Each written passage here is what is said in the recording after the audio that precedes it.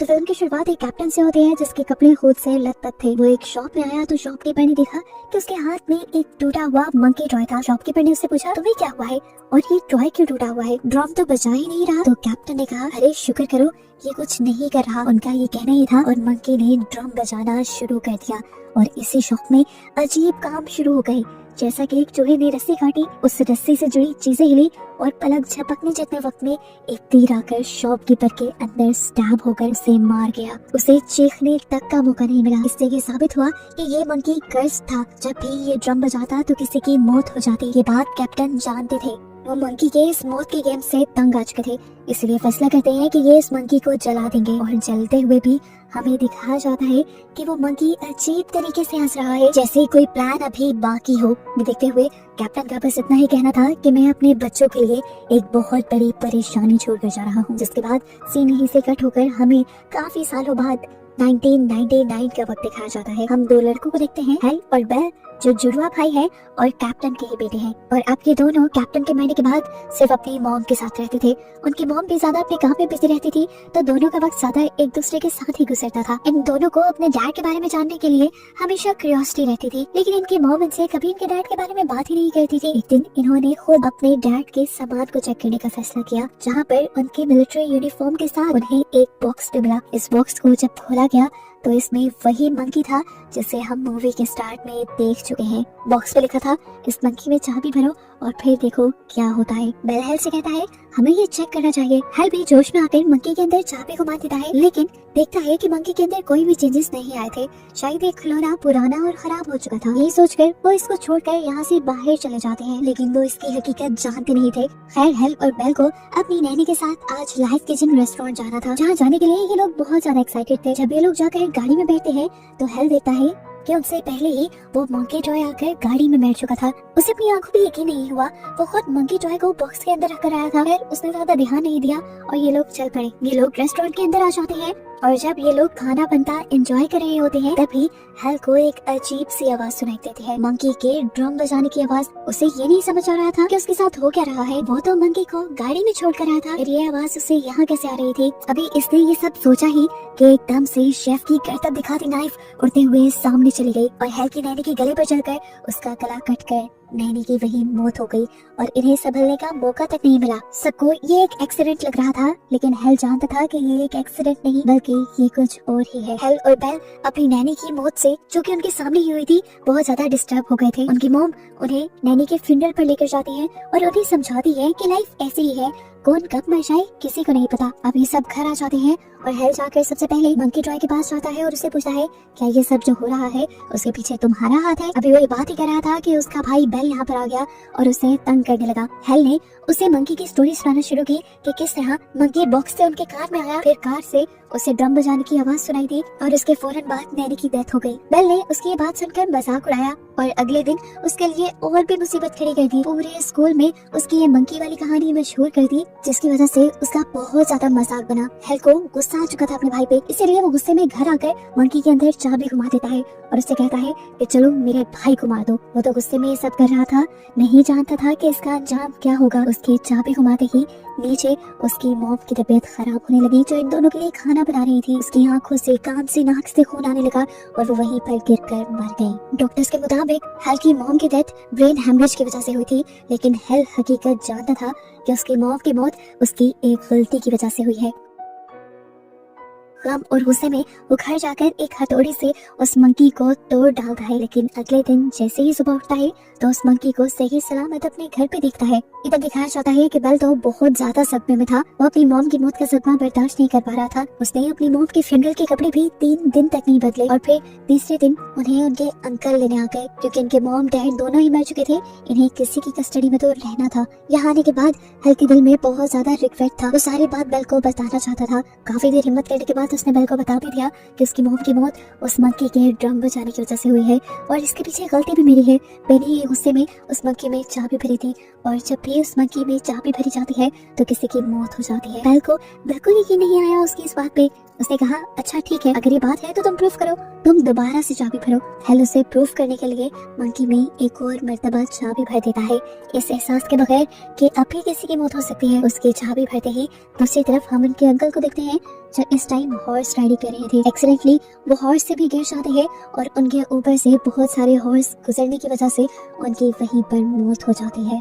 यह हादसा बेल को प्रूफ करवाने के लिए काफी था कि वो मंकी टॉय कितना ज्यादा खतरनाक है। इस हादसे के बाद इन्होंने फैसला किया कि इस मंकी टॉय को ही अपने से बहुत दूर कर देंगे। इन्होंने मंकी टॉय को उसके बॉक्स में वापस डाला और उसे चेन से बंद करते हुए दूर जमीन में नीचे दफन कराए। ऐसा करने के बाद मंकी टॉय से होने वाली सारी तबाहियां खत्म हो जाती हैं और फिर कहानी में 25 साल का वक्त गुजर जाता है। हम 25 साल बाद हेल को देखते हैं जो एक स्टोर पर स्टोर कीपर की जॉब कर रहा था।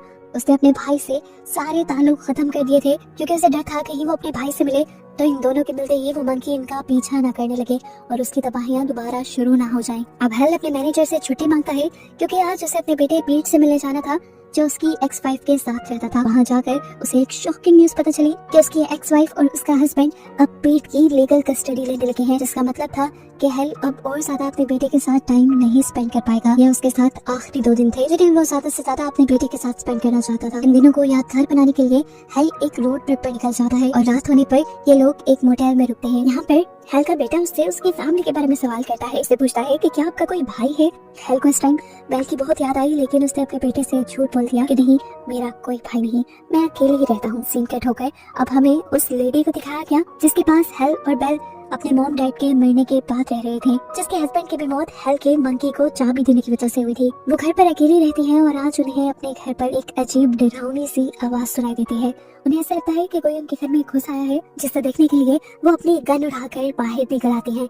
उन्हें फील हुआ कि कोई उनके बेसमेंट में चला गया था। वो जैसे ही बेसमेंट की सीढ़ियों में उतरी तो उन्हें ड्रम बजने की आवाज आई और ठीक उसी टाइम पर उनके पाँव के नीचे की सीढ़ियां भी टूट गई। नीचे कांच का फ्लोर भी टूटा और उनको बहुत ज्यादा चोट आ गई। शीशे और लकड़ी के छोटे छोटे टुकड़े उनके मुंह पे स्टैब हो चुके थे। अपना मुंह देखने के लिए वो जब शीशे के पास गई तो उन्हें गैस के लीक होने की स्मेल आई। वो फौरन किचन में गई और जैसे ही उन्होंने स्टोव के पास कुछ सूंघने की कोशिश की तो एकदम से वहाँ पे स्पार्क आने की वजह से आग लग गई और उनका पूरा मुंह जल गया। जलते हुए चीखते चिल्लाते वो घर से बाहर निकल आई। उन्हें समझ नहीं आया और वो सामने वाले बिलबोर्ड के पास चली गई, जहाँ जाते ही उनका सर बिलबोर्ड में स्टैब हो गया और उनकी वहीं पर मौत हो गई। ठीक इसी टाइम पर हेल को अपने मोटेल रूम में एक भयानक सपना आ रहा था। उसने इस सपने में अपनी मॉम को एक बहुत ही भयानक रूप में देखा और मंकी को भी देखा, जिसे देखते ही वो डरकर उठ गया और तभी उसने देखा कि उसके फोन पे बेल की कॉल आ रही थी, वो भी इतने सालों बाद। वो डरकर उसकी कॉल को उठाता है तो बेल उसे बुरी खबर देता है कि वो मंकी दोबारा से कहीं आ गया है और उसने तबाहियां भी फैलाना शुरू कर दी है। मुसीबत बहुत बड़ी थी, इन्हें उसे किसी तरह खत्म करना ही था, लेकिन इसी बात पे दोनों के दरमियान में लड़ाई हो गई कि उसे ढूंढकर खत्म करेगा कौन। ये बात करते हुए हेल कमरे से बाहर निकल आया था। वो देखता है कि पास के एयर कंडीशन से कुछ आवाजें आ रही थी। वहाँ पर स्पार्किंग हो गई, एयर कंडीशन जाकर दूर गिरा और वायर टूटकर पूल के अंदर गिर गई। पूल के अंदर करंट तोड़ गया और जैसे ही एक लड़की ने पूल में जंप की तो करंट लगने से उसकी वहीं पर मौत हो गई। ये देखकर हेल और भी ज्यादा डर जाता है और समझ जाता है कि वो मंकी पहले से ज्यादा खतरनाक हो गया है। अब तो उसका नाम लेने पर भी तबाहियां शुरू हो जाती हैं। हेल अब सबसे पहले पीट को वापस घर छोड़ने का फैसला करता है ताकि कम से कम उसकी जान खतरे में न पड़े। लेकिन पीट तो हेल के पुराने घर जाना चाहता था जहाँ पर वो अपनी आंटी के साथ रहते थे। ये उसकी आखिरी ख्वाहिश थी। हेल को लगा कि उसे पूरी कर देनी चाहिए, इसलिए वो उसे अपनी आंटी के घर ले गया, जहाँ दिखाया गया कि आंटी के मरने के बाद उनके सामान की नीलामी हो रही थी और यहीं पर वो मंकी टॉय भी था जिसे एक लड़के ने खरीद लिया। रास्ते में हेल को अपना पास्ट भी आता रहा था, कैसे वो अपने डैड के लिए तड़पता था, उन्हें मिस करता था, लेकिन उनकी मॉम ने कभी उनसे क्लोज होने ही नहीं दिया और फिर तो उनकी मौत ही हो गई। उसके इसी ख्यालों से उसे जगाती है यहाँ पर एक एजेंट। जो एजेंट इसे एक शॉकिंग न्यूज देती है कि जिस टाउन में इस टाइम वो आया था उस टाउन में अजीबोगरीब काम हो रहे थे। टाउन में एक के बाद एक लोग अजीबोगरीब हादसे से मर रहे थे। ये सुनकर हेल शॉक में आ गया। वो समझ गया कि मंकी टॉय इसी टाउन के अंदर है। ये दोनों बातें कर रहे थे कि इन दोनों की बातों से पीट को पता चल गया कि हेल का एक भाई बेल भी है। अब हेल को उस मंकी टॉय को ढूंढना था, जिसके लिए वो स्टोर रूम में चला जाता है जहाँ पर ऑक्शन की सारी चीजें रखी गई थी और वो जानता था कि उसकी आंटी के घर की सारी चीजें भी जो ऑक्शन में नहीं बिकी होंगी वो यहीं पे होंगी।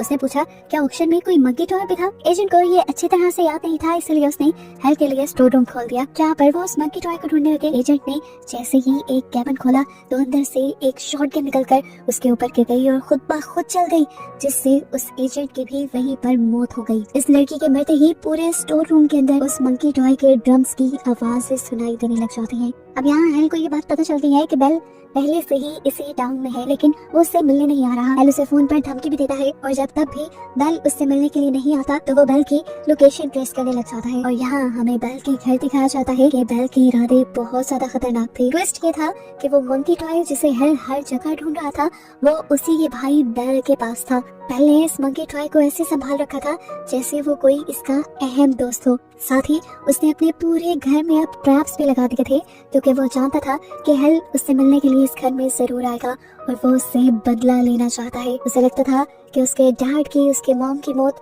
और उसके अंकल की मौत भी हेल की ही वजह से हुई है। वो दुनिया में आज अकेला है तो हेल की वजह से ही है, इसीलिए वो हेल को मारना चाहता है। सीन्स पास में शिफ्ट होते हैं और दिखाया जाता है कि जब इन दोनों भाइयों ने मिलकर उस मंकी टॉय को मिलकर जमीन के नीचे दफन कर दिया था तब बेल वापस गया था उस मंकी टॉय को वहां से लेने के लिए, लेकिन तब उसे मंकी टॉय वहां नहीं मिला, सिर्फ मंकी टॉय की चाबी मिली थी जिसके बाद से आज तक वो उस मंकी टॉय को ढूंढने की कोशिश कर रहा था। और आखिर वो मंकी टॉय उसकी आंटी के घर से ही मिला जिसे उसने किसी दूसरे लड़के के जरिए खरीद लिया। अब यहाँ पर वो लड़का जिसने बेल को वो मंकी बेचा था उसे वो मंकी वापस चाहिए था। उसने जब देखा कि हेल और उसका बेटा पीट आंटी के घर पर है तो वो उन्हें गन पॉइंट पर लेकर बेल के घर के पास आ गया। उसे गन पॉइंट पे ही धमकी देते हुए पीट से कहा कि तुम अंदर बेल के घर जाओ और वहाँ से मंकी टॉय लेकर आओ। हेल जानता था कि अगर उसके हाथ मंकी टॉय लग गया तो बहुत बुरा हो जाएगा। वो उसे समझाता भी है कि तुम गलती से भी उस मंकी टॉय की चाबी ना चला देना, नहीं तो यहाँ तबाहियां शुरू हो जाएगी। यहाँ दिखाया जाता है कि पीट सारे ट्रैप से बचते हुए बेल के पास पहुँच गया था।